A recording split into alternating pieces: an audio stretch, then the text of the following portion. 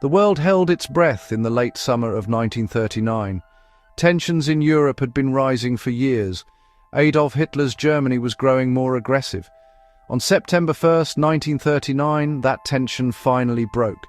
At dawn, German forces stormed across the border into Poland. This was not a small skirmish. It was a full-scale invasion from the north, south, and west.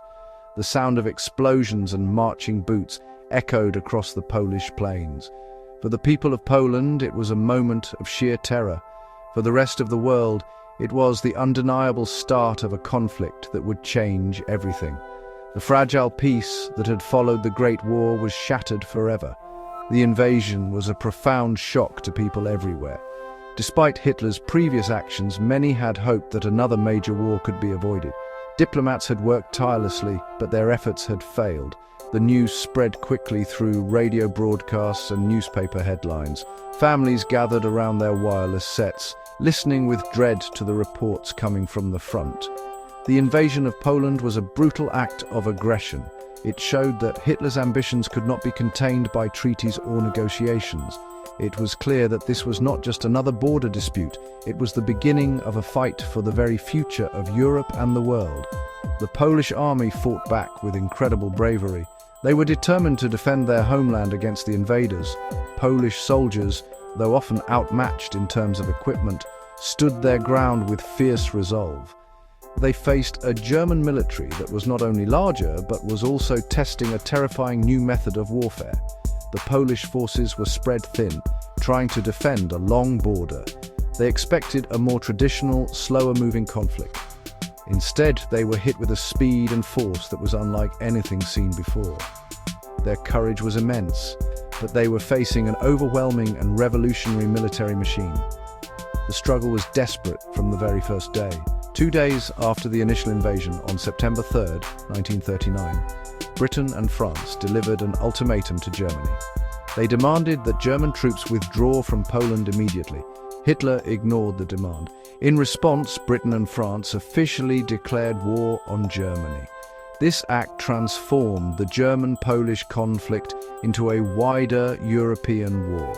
The declarations were made with heavy hearts. No one wanted to repeat the horrors of the First World War, but they knew that they could no longer stand by while a sovereign nation was destroyed. The lines had been drawn, and the great powers of Europe were now committed to a long and bloody struggle. The German invasion of Poland introduced a terrifying new term to the world's vocabulary: Blitzkrieg. This German word means lightning war. It was a military strategy built on speed, surprise, and overwhelming force. Instead of the slow, grinding trench warfare of the First World War, Blitzkrieg was designed for rapid and decisive victories. The goal was to hit the enemy hard and fast, creating panic and confusion. This new doctrine aimed to avoid getting bogged down in long battles.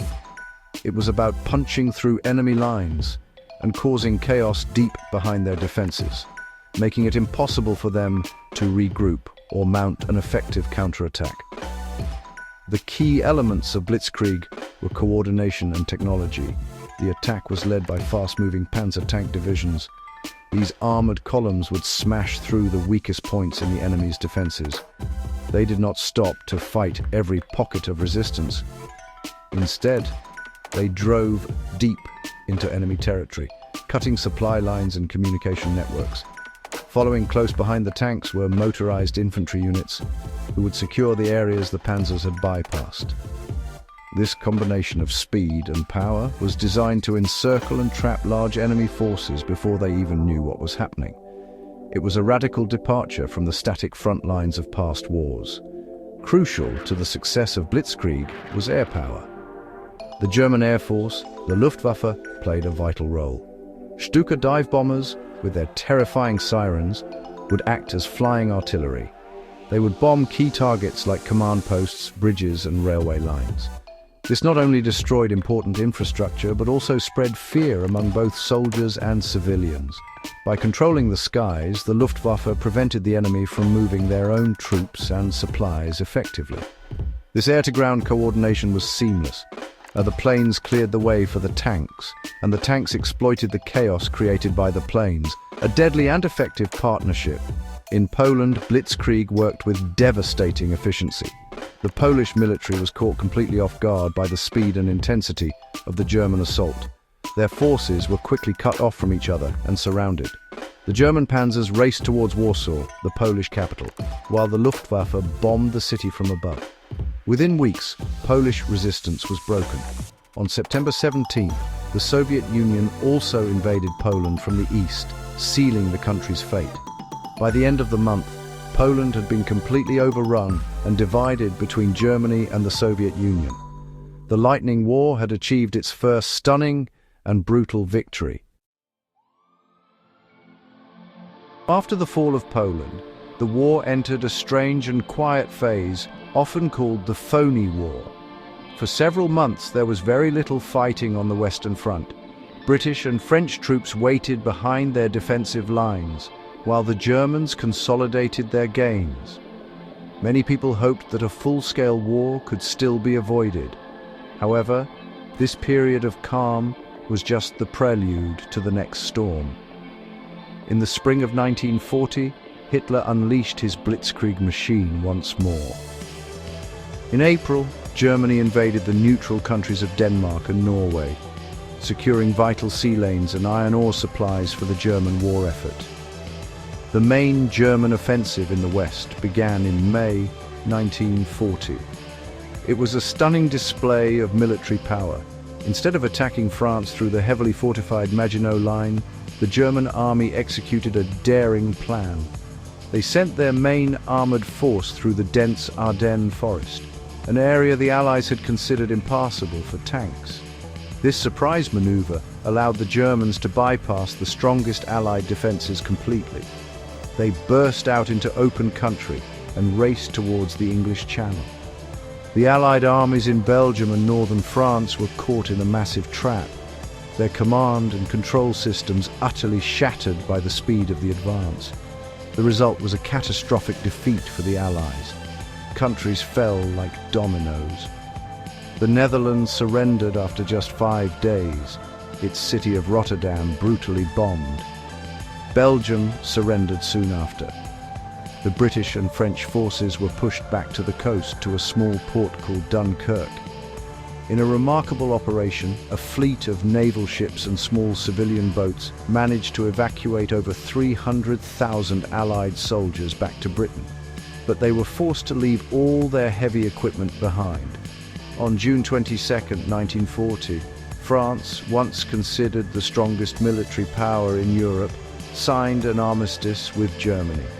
In less than 2 months, Hitler had conquered most of Western Europe.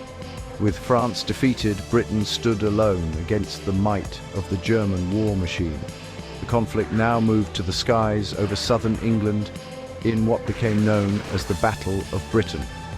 The Luftwaffe's goal was to destroy the Royal Air Force and gain air superiority, which was essential for a planned sea invasion of the British Isles.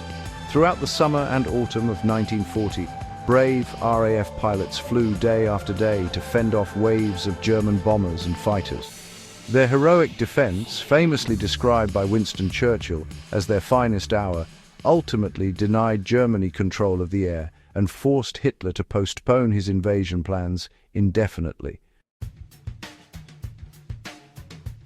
The events of 1939 and 1940 were just the beginning. The war, which had started in Poland, was rapidly expanding into a truly global conflict. Germany's victories in Europe emboldened its allies. Italy, under the fascist dictator Benito Mussolini, joined the war on Germany's side in June 1940, hoping to expand its empire in the Mediterranean and North Africa. This opened up new fronts in the deserts of Egypt and Libya, as well as in the mountains of Greece. The fighting was no longer confined to one corner of Europe. It was now spreading across continents, drawing more and more nations into its deadly embrace. The conflict also extended to the high seas. The Battle of the Atlantic became one of the longest and most crucial campaigns of the entire war. German submarines, known as U-boats, hunted in wolf packs, trying to sink the merchant ships that were Britain's lifeline. These ships carried vital food, fuel, and war supplies from North America. If the U-boats succeeded in cutting this lifeline, Britain would be starved into submission. The Royal Navy and its allies fought a desperate battle to protect the convoys, using new technologies like radar and sonar to hunt the hunters in the dark depths of the ocean. While Europe was engulfed in flames, other powers across the globe were watching closely. In the east, the Empire of Japan had its own expansionist ambitions.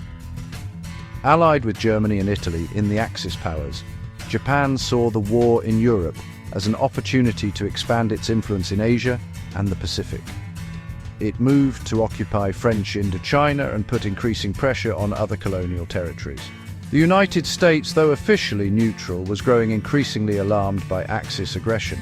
President Franklin D. Roosevelt began providing aid to Britain through the Lend-Lease program, becoming what he called the arsenal of democracy.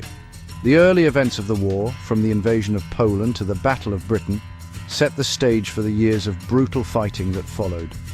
The initial successes of the Blitzkrieg strategy reshaped the map of Europe and demonstrated a terrifying new form of industrial warfare. These events showed the world the true nature of the Axis powers and their goals. They proved that appeasement had failed and that only force could stop the aggression. The rapid spread of the conflict drew a clear line between the Axis and the Allied powers, setting in motion a global struggle that would cost millions of lives and ultimately redefine the modern world.